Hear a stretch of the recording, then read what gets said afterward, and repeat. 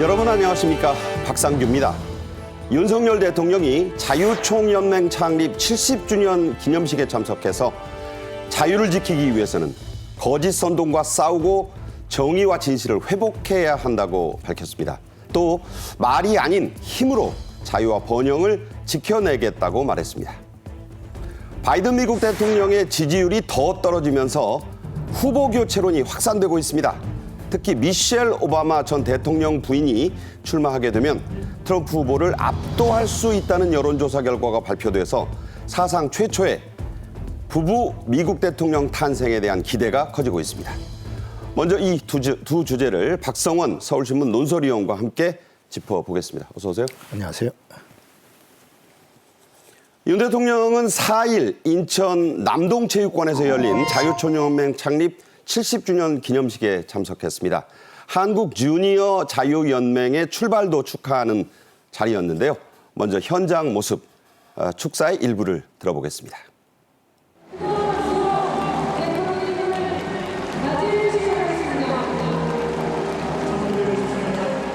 이제 대한민국은 세계 10위권의 경제 강국이자 국제사회에 책임과 기여를 다하는 글로벌 중추 국가로 발돋움했습니다.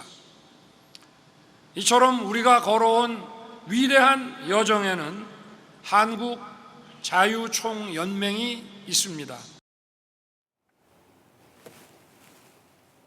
윤 대통령은 현직 대통령으로서는 24년 만에 처음으로 참석한 지난해에 이어서 2년 연속 이 기념식에 참석했습니다. 먼저 북한 정권을 강력하게 비판했는데요. 그 대목을 직접 들어보겠습니다. 한반도 남북의 상반된 역사는 올바른 체제를 선택하는 것이 국가 운명에 얼마나 중요한 것인지를 여실히 보여주고 있습니다.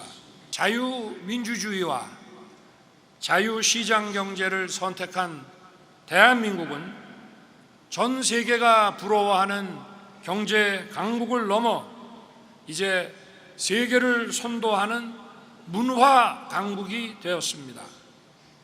하지만 공산 전체주의를 선택한 북한은 세계에서 가장 어둡고 가난한 지구상의 마지막 동토로 남아 있습니다.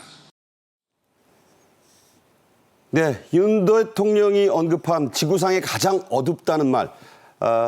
위성에서 찍은 그 한밤중의 한반도 사진에 남한, 서울을 비롯한 남한 전역은 온통 불야성을 이루는 모습이 보이는데 북한은 거의 암흑천지였던 그 장면을 연상하시면 되겠습니다. 특히 윤 대통령은 최근 잇따랐던 북한의 오물풍선 도발, 또 군사동맹에 준하는 러북 조약 체계를 강력하게 비판했죠? 예, 그렇습니다. 윤 대통령은 북한의 오물풍선 도발을 비열한 도발이다. 이렇게 규정하고 또 러시아 북한 간에 최근 체결된 준군사 동맹 조약을 유엔 결의를 정면으로 위반하는 것이다. 이렇게 비판했습니다. 실제로 보면 유엔 결의 안에 보면 북한의 핵 개발과 관련해서 어떤 물자, 현금 지원 이런 것들이 각종 금지돼 있는데 러시아가 심지어 군사적인 지원까지도 한다라는 것은 명백한 유엔 결의 위반이고 또 우크라이나에서 침략 전쟁을 벌인 러시아에 대한 어떤 군사적 각종 지원 역시 유엔 결의 위반인데 북한과 두 침략 국들이 의기투합해서 군사적 지원을 주고받는 이런 것은 명백한 유엔 결의 위반이라는 것을 분명히 한 것이고요. 이런 것을 단순히 말로만 비판하는 것이 아니고 말이 아닌 힘으로 자유와 번영을 굳건히 지켜내겠다 이런 의지도 밝혔고 또한 북한이 이 나라 대한민국을 감히 넘볼 수 없도록 단 한 걸음도 물러서지 않겠다. 아무래도 그 자유총연맹 행사다 보니까 그런 강도 높은 기념사가 있었습니다. 네. 윤 대통령은 세계 경제의 어려움 또 국내 우리 사회적 여러 갈등에 대해서도 언급을 했네요. 예, 그렇습니다. 그 윤 대통령은 이제 글로벌 그 복합 위기, 그 경제와 안보가 함께 맞물리는 이러한 그 글로벌 복합 위기는 우리 경제에 아주 심각한 도전이다라고 강조를 했고요. 또한 그런 상황에서 우리나라의 이 갈등과 대립이 그 나라의 지속 가능한 미래까지를 위협하고 있다라고 상당히 걱정을 했습니다. 네. 그러면서 이제 이럴 때일수록 우리가 그 역사관, 국가관, 안보관을 바로 세우는 것이 무엇보다 중요하다. 그렇게 강조를 했습니다. 네, 역사관, 국가관, 안보관을 일일이 이렇게 강조하면서 언급을 했습니다. 그런 맥락과 차원에서 윤 대통령은 이승만, 박정희 전 대통령이 이룩한 업적을 평가했는데요. 직접 들어보겠습니다. 광복 이후 격변과 혼란 속에서도 이승만 대통령께서는 이 땅에 자유의 가치를 심고 자유 대한민국을 건국하셨습니다. 박정희 대통령께서는 전쟁의 폐허 속에 절망에 빠진 우리 국민들에게 할 수 있다, 하면 된다는 자신감을 불어넣으며 국민과 함께 한강의 기적을 이루어냈습니다. 네, 앞서서 윤 대통령은 3.1절 또 상공의 날 기념식 등에서도 두 전직 대통령의 이 업적을 높게 평가했었죠? 예, 윤 대통령은 이제 우리가 현재 누리고 있는 이 자유 그리고 이 번영 이거는 공짜로 쉽게 거저 얻은 것이 아니다라고 하는 것을 강조하면서 위대한 국민과 지도자들의 피와 땀으로 이뤄낸 것이다라고 잇따라 그 각종 기념사에서 최근 강조를 하고 있습니다. 그러면서 바로 그 뭐 박정희 또 그 앞에 바로 이승만 이런 두 대통령이 전쟁과 폐허에서 고속도로 또 원전 산업을 일으키는 이런 기적을 이루는데 큰 기여를 했다라는 것을 평가하고 있습니다. 네, 이 자유총연맹 창립 70주년 기념식장에는 국민의힘의 대표 주자, 그러니까 당권 주자들도 모두 참석을 했습니다. 특히 한동훈 후보와는 약 석 달 만에 직접 대면이었죠? 예, 이날 그 기념식에는 뭐 한동훈 후보만이 아니고 이제 모든 경선 후보 네 사람 다 그 나경원, 원희룡 그리고 윤상현 이 후보들이 다 참석을 했습니다만 특히 이제 한동훈 후보와는 지난 그 3.1절 부활절 예배 때 이후로 3개월 만에 첫 대면인데 여러 가지 두 사람 대통령과 전 비대위원장 사이에 여러 가지 관계가 얼마나 회복됐는가 이것이 지금 전당대회에서도 중요한 쟁점이고 또 관건이다 이런 분석이 나오고 있기 때문에 상당히 주목이 되는 장면이었습니다. 여담입니다만 저 앉은 자리를 보면 원희룡, 나경원 후보는 시종 계속 반갑게 얘기도 하고 네. 뭔가 귓속말도 주고받고 했는데 네. 원희룡, 한동훈 후보 간에는 거의 대화가 없고 옆에 앉은 권성동 의원하고만 간간히 얘기하고 대통령은 그냥 이렇게 인사만 하고 앉아서 좀 계속 있었어요. 이건 어떻게 보셨어요? 바로 현재 그 전당대회 양상을 그대로 보여주는 것인데요. 일단 용산은 대통령실은 이 경선에 대해서 어디까지나 중립이다. 대통령은 중립을 지킨다라는 그런 차원에서 의례적인 인사를 나눈 것이고 현재 그 원희룡 전 국토교통부 장관이 바로 그 한동훈 현재 지지율 1위를 달리고 있습니다만은 이 한동훈 전 비대위원장이 바로 총선 패배에 책임이 있고 그런 상황에서 또 대통령과의 관계가 원활하지 않은데 이런 사람이 당 대표가 되면 당이 제대로 굴러가겠느냐 이렇게 아주 파상적인 공세를 퍼붓고 있고 네. 그에 대해서 한동훈 위원장은 여러 가지 나름의 그 논리를 전개하면서 반박을 하고 있기 때문에 두 사람 사이가 아무래도 쉽게 이렇게 뭐 웃고 하기에는 아마 쉽지 않아 보였던 것 같습니다. 네, 저는 그 기념식에서도 드러난 장면을 잠깐 설명해 드렸습니다. 이제 다음 주제로 가죠. 바이든 미국 대통령이 거센 후보 사퇴론에 내몰리고 있습니다. 측근에게 후보직을 포기할 수도 있다 이런 가능성을 거론했다고 미국의 권위 있는 그 뉴욕타임스가 3일 보도했어요. 예, 뉴욕타임스 보도에 따르면 이제 바이든 대통령도 이번 재앙이 됐던 그 지난주 TV 토론 이후에 한 측근한테 이제 뭐라 했냐면 앞으로 미국의 대중들을 설득하지 못하면 후보직을 유지할 수 없다는 걸 나도 잘 알고 있다라고 말했다라고 이제 뉴욕타임스가 보도를 했습니다. 실제 이제 이런 보도는 최근에 그 잇따라 본물 터지듯이 나오고 있는 바이든 사퇴론과 이렇게 무관치 않은 것인데요.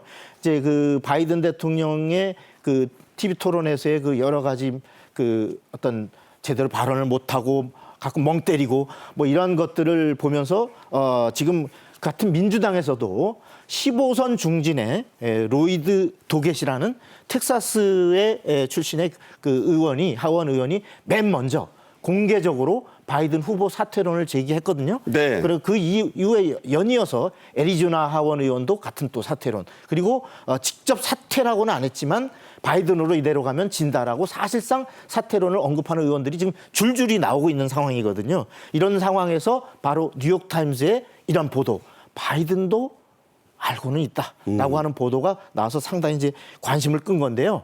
실제로 그 NIT는 이뿐만 아니라 어떤 의미 있는 그 여론조사를 보도를 했어요. 네. 여론조사에 따르면 이 시에나대하고 NIT가 같이 지난달 28일부터 이달 2일까지 실시한 여론조사를 보면은 그 바로 바이든이 41% 그리고 트럼프가 49%. 격차가 더 벌어졌죠? 예, 무려 8% 차이잖아요. 이거는 그 TV 토론 전에 있었던 같은 조사가 6%포인트 차이였던 게 비하면 지금 격차가 더 벌어지는 이런 상황을 보여주고 있습니다. 이른바 7대 경합주에서는 네. 더 벌어져가지고 거의 트럼프가 다 우세를 보이고 있다고 하네요. 그렇습니다. 그 경합주야말로 정말 관건이 되는 이번 대선의 분수령이 되는 지역들인데 이 경합주에서 특히 바이든 대통령의 지지율 낙폭이 굉장히 커서 특히 이제 이런 것들이 이번 주말을 지나면서 얼마나 더 벌어지고 할 것인가가 바로 바이든의 후보직 유지의 여부에 아주 관건이 되는 분수령이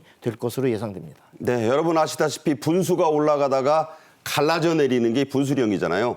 그게 이제 이번 주말 일요일을 거치면서 월요일이 되면 하원이 이제 문이 열리고 여론이 이제 나오면 한번 봐야 된다 이런 얘기입니다. 그러나 백악관은 바이든 대통령의 후보직 사퇴 가능성 보도를 전면 완전히 부인했습니다. 직접 들어보시죠. Is President Biden considering stepping down? Absolutely not. And you heard, I believe, directly from the campaign as well. What I can say is the president is moving forward. He's moving forward as being president, and anything else that we're hearing or that's being reported is absolutely false. 자, absolutely false. 완전히 거짓말이다 이런 얘기예요. 예. 자, 겉으로는 이렇게 부인을 하고 있지만 바이든 진영의 속내는 무척 복잡하고 착잡해 보입니다. 자, 어떤 지금 속내가 읽히나요? 지금 이제 그 비공식적으로 그 바이든 백악관 발로 나오는 보도들에 보면은 인터뷰나 어떤 지금 5일 그러니까 우리나라로는 오늘 5일이지만 이제 미국 날짜는 조금 뭐 더 시간이 있어야 되겠죠. 6일 정도 되겠죠. 예. 우리 날짜로 6일 정도 이루어질 그 ABC 아주 미국의 유수 그 방송의 인터뷰가 있습니다. 네. 우리가 알다시피 인터뷰는 그냥 짜여진 막 약속 대련으로만 이루어지지 않잖아요. 갑자기 앵커가 하다가 훅 들어와서 미국은 원고 안 주고 합니다. 그럼요. 네. 아주 당혹스러운 질문 나오고 그럴 때 바이든이 과연 지난 TV 토론 때처럼 헤맬 것이냐, 어떻게 할 것이냐. 그렇게 되면 재앙 아니에요? 그렇습니다. 이것들이 그래서 상당히 중요한 것이고 또 우리 날짜로 5일에 또 그리고 7일에 미국의 주요한 경합 지역에서의 그 장외 유세가 있습니다. 네. 이 장외 유세 역시도 단순히 프롬프터를 보고 각본대로만 진행할 수 없는 대목이 많이 있거든요. 미국 기자들은 안 그러죠. 그렇습니다. 아니 기자만이 아니라 그 대중들하고 상대하다 네. 볼 때도 불쑥불쑥 나오니까. 예, 불쑥불쑥 현장 어떤 상황에 따라서 어떤 발언이 그 원고대로만 갈 수 없는 상황들이 있고 또 제대로 원고를 숙지하고 있는가 또 돌발 상황을 어떻게 대처하는가 이런 것들이 상당히 관건이기 때문에 바로 백악관 발로도 그러한 주말 상황이 중요하다는 걸 우리도 알고 있고 숙지하고 있다. TV 토론도 잘 소화해야 된다라고 하면서도 공개적으로는 아까 얘기 나온 듯이 NIT의 그 보도 바이든도 사퇴 말하자면 지금 여차하면 사퇴할 수도 있는 그런 가능성을 내비친 것에 대해서는 단호히 지금 부인을 하고 있는 겁니다. 저 아까 이제 그 대변인이 absolutely false라고 하는 그 브리핑 내내 기자들이 질문이 자, 딴 거 좀 물어보세요. 우리 대통령 캠프 상황 좀 물어보세요. 그러는데도 질문은 계속 사퇴 가능성 있습니까? 사퇴 언제 합니까? 이런 질문이 이어졌다는 거죠. 예, 그렇습니다. 그 바이든의 건강, 그 고령 나이와 건강 문제에 대해서 집요하게 그 백악관 출입 기자들이 질문이 이어졌고, 특히 이제 그 우호적이라고 전통적으로 민주당의 우호적인 이른바 진보적 매체라고 하는 CNN, NYT 이런 기자들도 건강 문제나 이 부분에 과연 문제가 없는 거냐, 과연 그대로 갈 수 있느냐라고 집중적으로 질문을 했다고 합니다. 네. 자, 여당인 미국 민주당 의원들 사이에서 바이든 대통령의 사퇴를 요구하는 목소리가 나왔다. 이미 두 사람이 공개적으로 했다. 이런 얘기는 박 의원이 하셨는데, 이른바 연판장, 그러니까 사퇴를 촉구하는 공식 서한을 내자. 이래가지고 그런 것들의 초안이 만들어져서 회람을 하고 있다고 그래요? 예, 그렇습니다. 지금 보면은 인터넷 매체 악시오스라는 게 있는데, 여기서 보면은 바이든의 사퇴를 촉구하는 요구하는 서한들을 서한의 초안을 작성해서 지금 민주당 의원들 사이에서 돌고 있다 그러는데, 지금 보도에 따르면은 이러한 초안이 그 여러 버전이 있다 그럽니다. 네. 그리고 그 중에 어떤 버전은 이미 25명을 하원 의원이 서명하는 걸 확보를 했고, 아, 이미 누가 사인했네요? 예, 그래서 뭐 수십 명에 달하는 이러한 아마 사퇴 요구들이 있는데, 아까 제일 처음에 쏘아 올린 우리가 도게드 의원, 텍사스주의 의원을 비롯해서 이런 의원들의 이런 움직임이 아마도 그 9일 날 이제 미 의회가 이번 그 휴회를 했다가 7월 4일 독립기념 휴회를 했다가 9일 날 다시 열리거든요. 그것을 앞둔 바로 이번 주말, 그리고 그 개회하기 바로 직전인 8일 날쯤에는 아마도 이런 집단적인 움직임이 뭔가 가시화될 것으로 이렇게 전망되고 있습니다. 네. 의원들이 개별 인터뷰한 걸 보면요. 정말 심각해요. 댐이 무너지고 있다. 이런 얘기를 하는데 그 댐이 누구겠습니까? 바이든 대통령의 댐을 말하는 거예요. 또 뭐 내 주변 어디를 봐도 바이든이 이긴다는 사람이 없다. 이게 집권 민주당 안에서 지금 나오는 얘기입니다. 그래서 미국은 이번 주말과 일요일을 지나 미국 의회가 개원하는 바로 그 9일 현지 시간 바이든 사퇴론의 향방이 나올 것이다. 분명해질 것이다. 이렇게 얘기하고 있습니다. 자, 만약에 바꾼다면 누구로? 바로 그 선두에 카멀라 해리스 부통령이 있죠? 예, 그렇습니다. 그 해리스 부통령에 대해서 보면 지금 현재 지지율도 이제 트럼프하고 붙였을 때 트럼프 지지율이 이제 47%면 해리스가 45% 이렇게 거의 바짝 추격하는, 그 전까지는 뭐 어림없는 어떤 격차였는데 상당히 좁혔죠? 예, 이렇게 나오는 것이야말로 그 바로 그 바이든의 현재 그 대체, 이런 것을 그 많은 대중들이 염두에 두고 그 가장 대체제 넘버 원으로 꼽고 있는 분이 바로 이제 그 현직 부통령인, 그리고 이번 대선에서도 부통령 런닝메이트로 나온 해리스를 꼽고 있는 거고요. 이렇게 이제 해리스가 가장 우선돼서 꼽히는 이유는 무엇보다도 아까 현직 대통령으로 즉각 투입이 가능하고, 부통령? 예, 현직 부통령으로 바로 여러 가지 정책이나 그 주로 바이든 정책의 그동안의 진행 상황과 앞으로 또 보완될 상황에 대해서 누구보다 숙지하고 있고, 그다음에 또 하나는 그 선거 자금 문제입니다. 네. 선거 자금을 지금 한 3,300억 그 바이든 캠프에서 모아놓은 게 있는데, 이거는 정 부통령 후보의 공동으로 명의로 모은 거기 때문에 공동 명의자 중에 하나가 해리스다는 거죠. 그렇습니다. 그렇기 때문에 이 해리스가 바로 후보로 대통령 후보로 가게 될 경우에는 바로 그 자금을 어떤 법적 제약 없이 쓸 수 있다라는 것이 무엇보다 또 하나의 큰 장점이고요. 인출이 가능한 사람이 두 사람인데 그렇습니다. 그 한 사람이 네. 또 해리스다. 그렇습니다. 그리고 이제 민주당의 하원 원내대표 중요한 자리인데 예. 만약에 바이든이 스스로 물러나면 해리스를 지지하겠다. 그렇습니다. 예, 그 하원의 원내대표는 사실은 미국의 권력 서열에서 넘버 3잖아요. 네. 대통령, 부통령, 하원 원내대표인데, 이 그 하원 원내대표, 민주당의 하원 원내대표인 하킴 제프리스가 바로 뭐냐면 그 바이든이 사퇴하면 해리스를 지지하겠다. 그만큼 많은 의원들이 해리스를 대체제로 꼽고 있다. 이런 분위기를 보여주는 겁니다.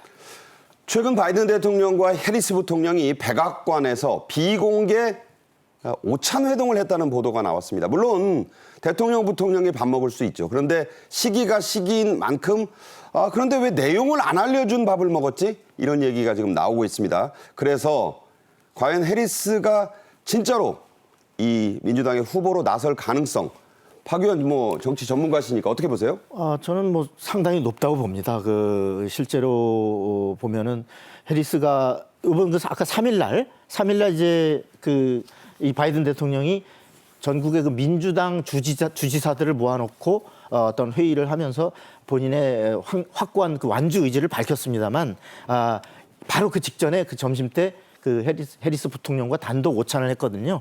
이때 아마 내용은 공개되지 않고 있습니다만 그 본인의 어떤 완주 의지와 함께 어떤 유사시는 해리스가 바로 이것을 이어받을 후보라고 하는 것을 힘을 실어주는 막 그러한 것들이 서로 그 이심전심 있지 않았겠는가 뭐 이런 현재 관측도 나오고 있고 또한 해리스는 현재 이제 말로는 공개적으로는 어쨌든 나는 그 런닝메이트 바이든의 런닝메이트라는 사실이 자랑스럽고 우리는 바이든으로 이번에도 승리할 것이다라고 하고 있음에도 불구하고 아까 얘기했듯이 그 지금 민주당 내부에서 전례 없이 많은 의원들이 후보 교체론을 요구하고 있기 때문에 그리고 그의 가장 앞순위에 있는 부분이 이제 해리스이기 때문에 아마도 상당히 가능성이 높지 않나 이렇게 봅니다. 자, 그런데 시간이 별로 없어요. 그러니까 무슨 얘기냐면 캘리포니아 검찰총장을 지낸 이 해리스 부통령 여러 강점이 있습니다.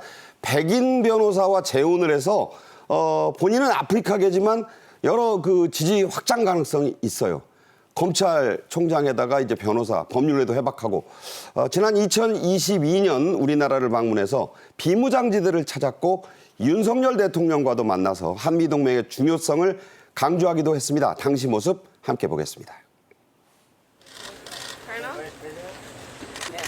네, 22년 9월 29일 바로 DMZ에까지 가서 쌍안경을 들고 북한을 본 저 모습입니다.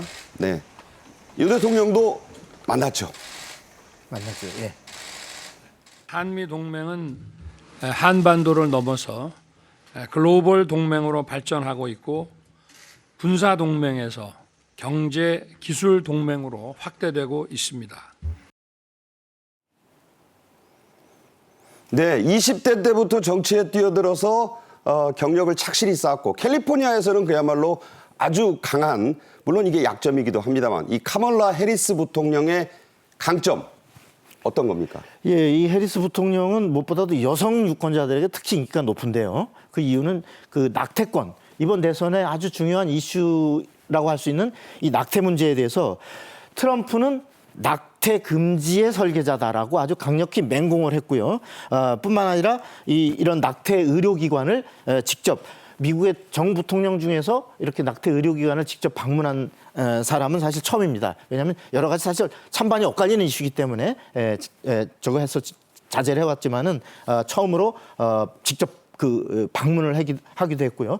그래서 이제 월스트리트 저널 같은 경우는 뭐라고 표현하냐면 여성 또 흑인 이런 데에 지지를 강력히 받고 있는 이 해리스 부통령이야말로 가장 유력한 대안이다라고 네. 하는데 실제 그 공세의 방식도 보면 상당히 강합니다. 그러니까 뭐냐면 이 낙태권하고 이제 트럼프의 유죄 판결 이런 같이 이번 대선의 주요 이슈에 대해서 누구보다 바이든보다 더 명료하게 가장 더 분명한 방식으로 어떤 말을 하고 있다. 이제 50대 중반이죠? 예, 이것이 바로 월스트리트 저널의 평가이기도 합니다. 네. 이런 가운데요, 또 한 사람의 아프리카계 여성이 만약 출마한다면 트럼프를 훨씬 더 압도적으로 이길 수 있다는 여론조사가 나왔습니다. 바로 버락 오바마 전 대통령의 부인인 미셸 오바마 여사죠? 예, 그렇습니다. 그 로이터 입소스가 여론조사를 한 걸 보면은 미셸 오바마 전 대통령의 부인이죠. 50%, 트럼프 39%. 저대로 가면 그냥 끝이네요. 11%포인트 차로 이긴다라는 이제 조사가 나왔는데 같은 여론조사에서 참고로 그 바이든 대통령과 트럼프 후보의 지지율은 40%는 이제 동률이거든요. 사실은 그래서 어마어마하게 또 반전을 이룰 수 있다라는 거고 이렇게 CNN이 이제 이걸 특히 그 2일날 대서 특필하면서 대망론이 미셸 대망론이 굉장히 확산되고 있습니다. 예. 그러니까 같은 여론조사에서 바이든, 트럼프는 각각 40% 동률로 나왔고요. 이른바 이 대망론은 뭐 저희 언론이 자주 쓰는 표현인데 만약에 나온다면 그야말로 분위기는 완전히 바뀐다 이런 얘기죠? 예, 그렇습니다. 이제 만약에 나오면인데 현재까지는 특히 그동안은 어떤 그 미셸 오바마 여사는 대선 출마 가능성에 대해서 아주 없다라고 이제 많이 일축을 해왔기 때문에 진짜 봐야 될 것 같습니다. 네. 자, 미 공화당 진영에서도 반대편이죠. 미셸 오바마를 가장 위험한 또 위협적인 대항마로 꼽고 있습니다. 미국 대선 경선에 출마한 적이 있는 테드 크루즈 상원의원 역시 그렇게 보고 있죠? 예, 그렇습니다. 테드 크루즈 의원도 현재 이제 언론들이 바이든을 공격하고 있는 것을 보면 아마도 이건 이제 작년 한 얘기입니다. 내년 8월에 미셸 오바마를 공중 투하할 가능성이 극적으로 높다. 이렇게 말을 한 바 있습니다. 네. 자, 미셸 오바마 여사는 트럼프 전 대통령의 재임 기간에 대해서 평가를 아주 신랄하게 내놓기도 했어요. 그 한 대목을 직접 들어보겠습니다. So let me be as honest and clear as I possibly can. Donald Trump is the wrong president for our country. He has had more than enough time to prove that he can do the job, but he is clearly in over his head. He cannot meet this moment. He simply cannot be who we need him to be for us. It is what it is. It is what it is. 그게 현실이다. 아주 쉽고도 절제 있는 영어 표현이죠. 그러면서 미셸 오바마 여사는 여전히 정치에는 관심이 없다. 정치하지 않겠다라고 지금 얘기하고 있어요. 가까이는 지난 3월에 인터뷰를 했는데 대선 안 나가다니까 왜 그래? 그렇게 말했죠? 예, 그렇습니다. 이 수년간 이제 여러 차례 밝혔듯이 이 미셸 오바마는 대선에 출마하지 않을 것이다. 그리고 조 바이든과 해리스의 어떤 재선 캠페인을 지지할 것이다. 이렇게 이제 분명히 밝혀왔습니다. 예, 그런데 이제 2008년 공화당 부통령 후보 2008년에 이제 출마했었던 그 공화당 세라 부통령 페일린이죠? 후보 세라 페일린 전 알래스카 주지사 같은 경우는 뭐라냐면 나는 미셸이 여전히 대선 후보가 될 것이라고 생각한다. 내가 비록 바이든이 내 이웃이긴 한데 나는 미셸이 가장 위협적인 후보다라고 생각한다. 네, 바이든은 아웃이에요, 아웃. 그러니까 바이든은 끝났고 예. 미셸이 가장 위협적이라고 했고요. 예. 자, 이제 관심은 남편인 버락 오바마 전 대통령의 입장입니다. 아직은 동료였고 부통령을 8년이나 지냈던 바이든 현 대통령을 밀고는 있죠? 예, 당연히 이제 오바마 대통령은 아직도 그 바이든을 여전히 지지하고 있고 마찬가지로 지금 미셸 오바마도 여전히 같은 입장을 보이고 있습니다만은 아까 지금 상황이 어떻게 굴러갈지에 따라서 다른데 결국 그래서 미국 언론에서도 두 개의 중요한 결심이 남아 있다. 중대한 결심이. 첫째, 우선 바이든이 후보를 사퇴할 결심. 그다음에 두 번째로 미셸 오바마가 출마할 결심. 이 두 개의 결심이 관건이 된다라고 하겠습니다. 네. 자, 정치를 하지 않겠다. 대선에는 관심도 없다고 거듭 말하는데도 이렇게 미셸 오바마 여사에 대한 인기가 높고 뜨거운 이유 어디에 있습니까? 아무래도 현재 어떤 많은 바이든 후보한테 사람들이 많이 이제 실망을 했던 것이 고령과 건강 리스크 이런 것들에 대해서 했는데 우선 미셸 오바마는 젊잖아요. 상대적으로 이제 60이고 그리고 무엇보다도 미국민들에게 많은 인기가 있는 것이 대표적으로 보면 미셸이 낸 첫 자서전이 이제 비커밍이라는 자서전이 있는데 이 자서전이 31개의 언어로 번역될 만큼 다른 미국만이 아니라 범세계적인 말하자면 인기를 끌었습니다. 1000만 부 넘게 팔렸어요. 1000만 부가 넘게. 요새 사실 100만 부를 옛날 베스트셀러였는데 요새는 100만 부도 정말 어렵거든요. 그런데 1000만 부가 팔렸고 그만큼 어떤 백악관 8년 동안의 대중적 인기가 높아서 퇴임 시절의 인기도 호감도를 보면 60% 후반대. 예, 그래서 오바마보다 높은 이런 오바마 대통령보다 높은 이런 인기를 누렸고요. 그 바탕에는 여성 또 아동 이러한 그 인권 운동을 하면서 무엇보다도 굉장히 절제된 언어, 품격 있는 행동 이것이 미국민에게 많은 호평을 사고 있기 때문입니다. 네.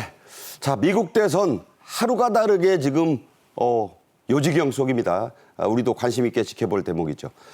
다음 주제로 가겠습니다. 서울시청 역주행 참사에 대한 수사가 본격화하고 있습니다. 가해자 조사가 시작됐고 목격자 소환 조사, 차량과 음성 기록 장치 분석도 하고 있습니다. 이런 가운데 김건희 여사가 참사 현장에 밤늦게 혼자 가서 희생자들을 애도한 사실이 시민의 제보로 알려졌습니다. 먼저 영상으로 보겠습니다.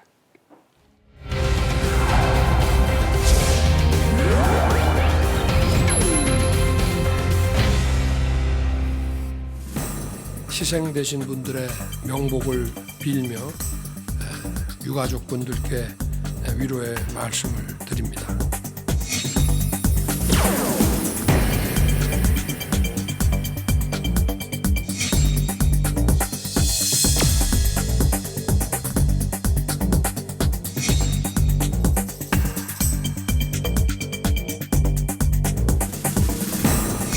저희 잘 보여줄 수 있게 해주셔서 너무 감사드립니다.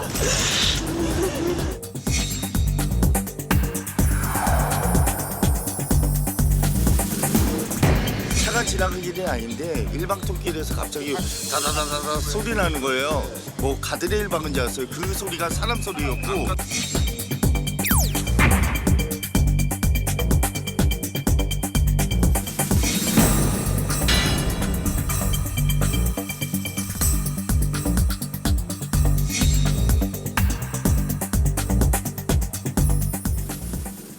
네, 이번 주제에는 양지민 변호사도 함께합니다. 어서 오세요. 안녕하세요. 네.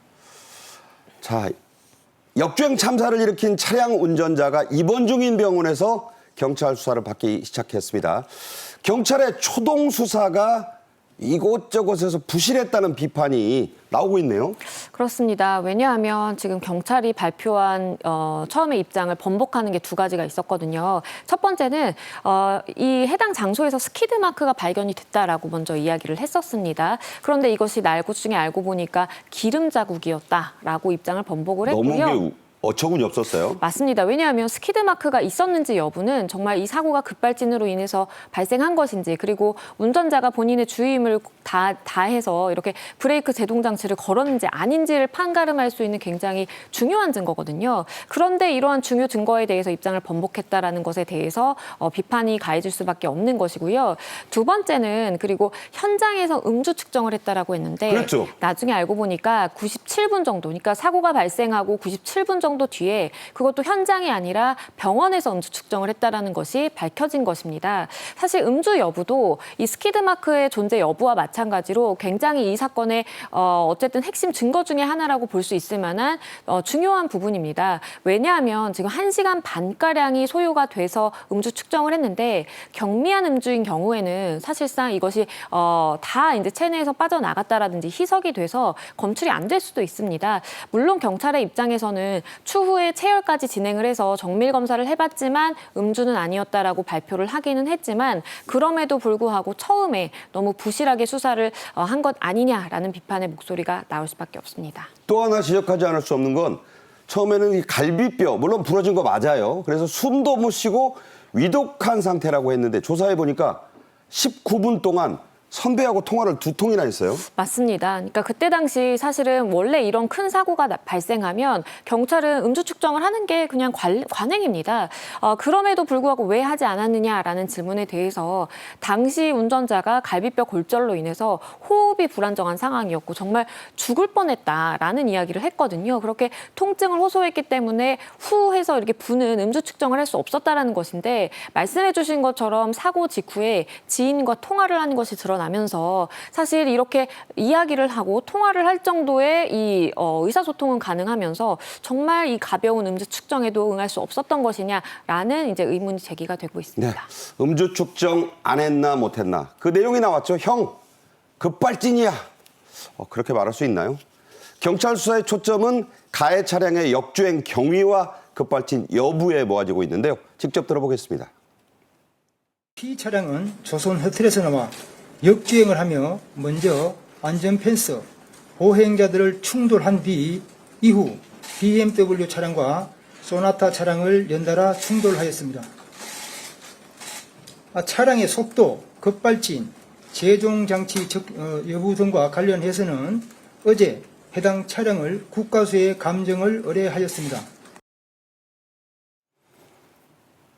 네, 이 가해 운전자 차모 씨와 동승했던 부인은 일관되게 급발진을 주장하고 있어요. 그런데 이것과 좀 반대되는 그런 맞서는 정황들이 속속 나오고 있네요.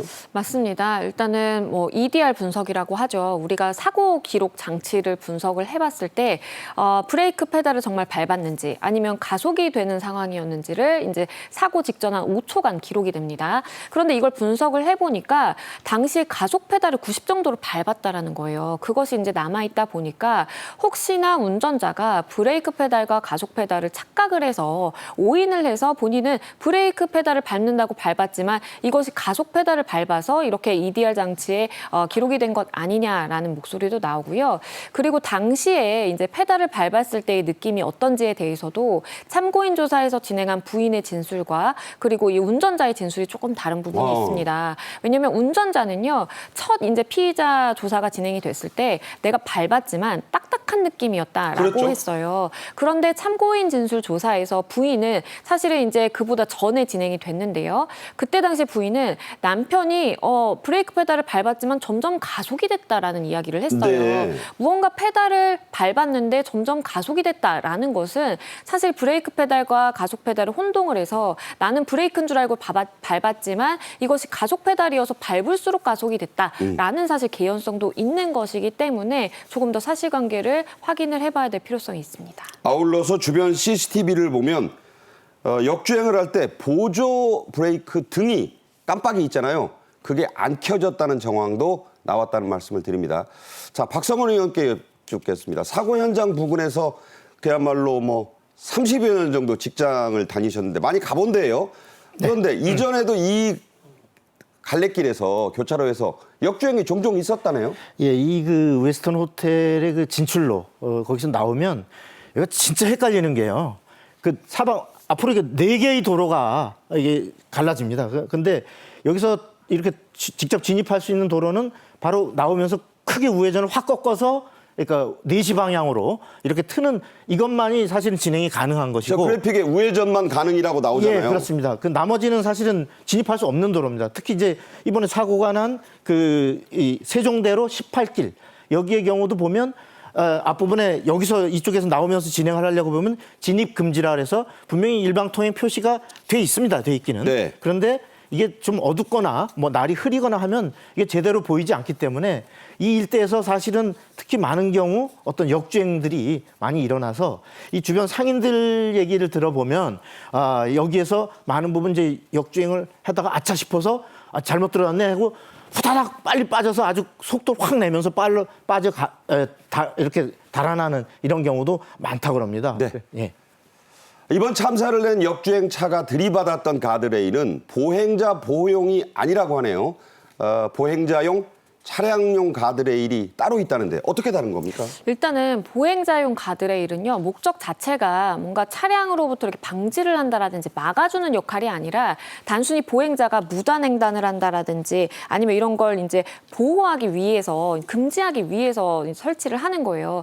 그러다 보니까 사실은 이 길만 막아주면 되지 어떠한 뭐 성능 기준을 통과를 해야 된다라든지 충돌 시험을 진행한다라든지 그런 것이 없는 것입니다. 반면에 만약에 차량용 가드레일의 경우에는 사실상 우리가 이제 사고 위험 구간이나 아니면 뭐 고속도로의 중앙선, 이렇게 중앙차로를 구분하는 그러한 목적인데요. 이것은 차량이 이제 충격을 하더라도 반대편으로 건너가지 못하게 막아주는 기능을 해야 되기 때문에 사실 차량 충돌 시험도 진행을 하고요. 네. 일정 수준의 이 성능을 통과해야만 설치가 가능한 것입니다. 하지만 안타깝게도 이번 사건이 발생했던 그 길에 설치되어 있던 가드레일은요, 보행자용 용이었기 때문에 사실상 차량이 급가속을 해서 저렇게 충격을 했을 때는 정말 종이장이 구겨지듯이 구겨질 수밖에 없는 그런 역할을 할 수밖에 없고요. 실제적으로 보호의 기능은 전혀 못했다라고 보는 것이 맞습니다. 그러다 보니까 서울시에서도 보완책을 좀 찾겠다라고 하고 있는 상황이고요. 일단은 가드레일의 내구성을 좀 강화하는 방향으로 정책을 추진을 하겠다라고 밝히고 있는 상황입니다. 네, 사람이 죽은 뒤에 처방전은 나온다는 저 유명한 말, 허준 시대에나 있었던 저 말이 왜 자꾸 나오는지 안타깝습니다. 가해 차량 운전자에 대한 체포영장이 법원에 의해 기각이 됐습니다. 9명이나 숨진 참변인데 선뜻 이해하기 어려워요. 그런데 이제 체포영장의 경우에는 사실상 이 사람이 경찰 조사에 응하지 않을 그런 가능성이 있어야만 일반적으로 발부가 되고요. 그런데 지금 상황을 보면 일단 피의자 역시도 부상을 당해서 병원에 머물고 있는 상황이고 그냥 병원에 이제 머물면서 아무런 지켜보는 것도 안 하고 손 놓고 있는 것이 아니라 경찰이 일단은 근거리 신변보호 중이거든요. 그렇기 때문에 만약에 이 피의자가 도주를 한다라든지 뭔가 조사에 응하지 않을 가능성이 있다라고 하더라도 선제적으로 차단할 수 있는 방법이 있다라고 법원에서는 이제 봤고요. 그렇기 네. 때문에 체포영장이 기각이 됐습니다. 그러니까 체포영장 기각이 죄가 없다는 게 아니에요. 이게 법감정과 현실적인 법 사이의 어떤 차이라고 할 수 있는데 양 변호사가 그런 점을 지적해 주신 겁니다. 자, 양 변호사도 지금 설명해 드린 바 있지만 피의자에게는 최대 5년 정도의 형량이 예상된다고 해서 이를 두고도 말이 좀 많아요. 미국에서 이런 사고를 냈는 사람에게 한 60년형이 떨어졌다죠? 그렇죠. 미국과 우리 법 체계에는 좀 차이가 있습니다. 우리나라의 경우에는 지금 이 사건에는 이제 교통사고 처리 특례법이 적용이 됩니다. 그래서 업무상 과실치사상죄가 이제 성립을 할 텐데 어쨌든 내가 고의로 이렇게 사람들을 사망하게 하거나 다치게 한 것이 아니라 과실로 인해서 말미암은 범죄다라고 보기 때문에 사실상 이 과실범에게는 형량이 크게 이제 높진 않거든요. 그렇기 때문에 최대 5년의 금고에 처할 수가 있고요. 만약에 이것이 좀 법적인 부분이지만 실체적 경합이라고 해서 이 행위 하나하나를 나눠서 본다라고 하더라도 최대 7년 6개월입니다. 네. 그렇기 때문에 9명의 사실은 이제 사망자가 발생했음에도 불구하고 과실로 인해서 발생한 범죄이기 때문에 이렇게 형량이 낮다라는 것은 뭔가 국민들이 바라보는 시선이나 법관정에는 맞지 않을 수 있겠다라는 생각이 들고요. 미국 같은 경우에는 범죄가 여러 가지고 그리고 피해자가 여러 명인 경우에는 그것을 다 하나하나 더하는 플러스하죠. 방식으로 네. 계산을 하기 때문에 사실은 비슷한 사례가 텍사스주에서 SUV 운전자가 이제 버스 이제 정류장으로 돌진을 해서 이 8명이 사망한 사건이 있었는데요. 실제 60년형이 선고가 됐거든요. 네. 그것과 비교하자면 우리나라의 이제 처벌 수준은 너무 경미한 것 아닌가라는 목소리도 있습니다. 네. 무조건 엄벌이 능사는 아닙니다. 하지만 우리나라도 뭔가 이런 사고가 지금 심심찮게, 말씀 잘못 드렸네요. 종종 나고 있어요. 그래서 뭔가 좀 법체계의 손질도 필요하지 않나 싶습니다. 자, 사고 현장에 조화, 애도문이 계속 쌓이고 있습니다. 그런데 희생자들을 조롱하는 쪽지가 있어서 공분이 아주 커요. 그렇죠. 왜냐하면 당시 이제 사건 현장에 가보면 뭐 국화꽃도 많고 많은 시민들이 애도와 이제 추모의 마음을 담아서 이런 메시지들을 적어놨거든요. 그런데 정말 입에 담기도 힘들 만한 그러한 조롱의 내용이 담긴 메모가 발견이 돼서 이 부분에 대해서 경찰이 이제 수사를 하겠다. 그리고 언론에도 나오다 보니까 이 당사자가 자수를 했습니다. 알고 보니까 20대 남성인데요. 본인이 이렇게 했지만 어쨌든 언론의 관심을 받다 보니까 두려워서 자수를 했다라고 하고 있는 상황이고요. 경찰은 이 남성에 대해서 아마도 모욕죄를 적용을 할 것으로 보입니다. 이러한 내용에 굉장히 이 죽음을 희화화하고 조롱하는 듯한 그런 메시지는 유족에게 2차 가해가 될 수 있고요. 그리고 또 사자에 대한 사자 명예훼손죄가 성립을 할 수 있습니다. 그렇기 때문에 이러한 글들이 비단 저 글뿐만 아니라 온라인에서도 굉장히 많이 이제 돌고 있고 그런 부분에 대해서 수사기관이 인지를 하고 있다라고 밝혔고요. 이 부분에 대해서 입건이 가능한 만큼 최선을 다해서 수사를 하겠다라고 밝히고 있는 상황입니다. 네. 다른 소식 하나 전하겠습니다. 대통령 부인 김건희 여사가 4일 밤 참사 현장을 혼자 찾아서 무릎까지 꿇으면서 이 애도한 모습이 한 시민 제보로 알려졌어요. 예, 그렇습니다. 이제 4일 밤에 윤 대통령 부인 김건희 여사가 수행원 없이 홀로 그 현장을 찾아서 국화꽃을 들고 참사 현장을 찾아서 애도를 하는 이런 모습이 이제 이걸 목격한 시민들이 이걸 이제 그 휴대폰 카메라로 찍어서 인터넷 커뮤니티에 올리면서 이게 알려지게 됐거든요. 여기 그 보이는 그 김 여사의 경우는 이제 국화꽃이나 편지가 놓인 곳에 꿇어 앉아서 어떤 애도의 글을 읽는 그런 또 장면도 포착되게 됐습니다. 자, 그런데 이 와중에 또 사고가 났어요. 이틀 뒤입니다. 참사 이틀 뒤에 급발진을 이번에도 주장하는 고령의 운전자가 택시를 몰다가 사고를 냈습니다.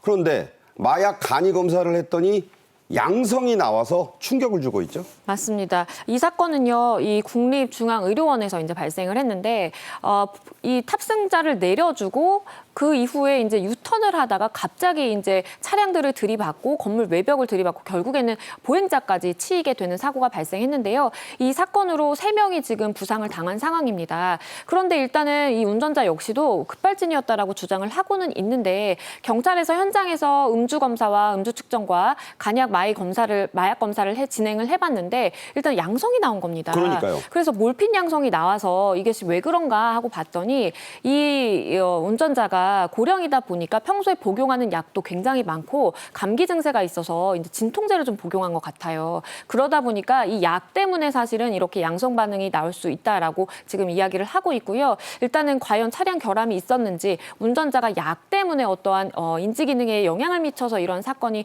발생했는지 경찰이 수사할 예정입니다. 이제는 뭐 이 지나가는 차만 봐도 겁이 난다는 분들이 있고요.